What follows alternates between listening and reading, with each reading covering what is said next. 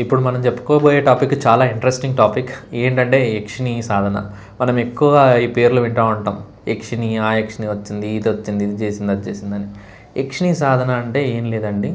ఇది యక్షిణి సాధనలు ఉండడం అయితే, బట్ వాటి వల్ల ఏంటంటే సరిగ్గా తెలియక ఇష్టం వచ్చినట్టు చేయడం వల్ల చాలామంది చాలా రకాలైనటువంటి ప్రాబ్లమ్స్కి గురవుతుంటారు.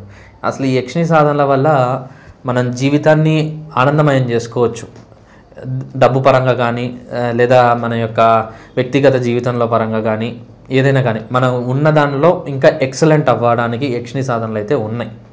బట్ ఏంటి అంటే యక్షిణి సాధనలు ఇవి సిద్ధి కలగాలి అంటే వాళ్ళకి ఖచ్చితంగా గురు సిద్ధి ఉండాలి, గణపతి సిద్ధి ఉండాలి, భైరవ సిద్ధి కానీ, లేదా ఏ ఉగ్రదేవత సిద్ధి అయినా కానీ ఖచ్చితంగా ఉండాలి. ఇవి లేకుండా యక్షిణి సాధనల జోలికి వెళ్ళడం అంత శ్రేష్టమైనది కాదు.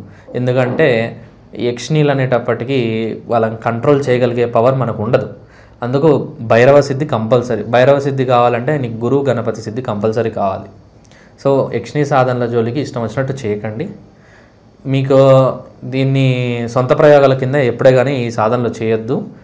ఎవరైనా కానీ బాగా తంత్రం తెలిసిన గురువుల వద్దకు వెళ్తే మీకు ఈ యొక్క సాధన మార్గం ఎలా చేసుకోవచ్చో మీరు క్షుణ్ణంగా తెలుసుకోగలరు.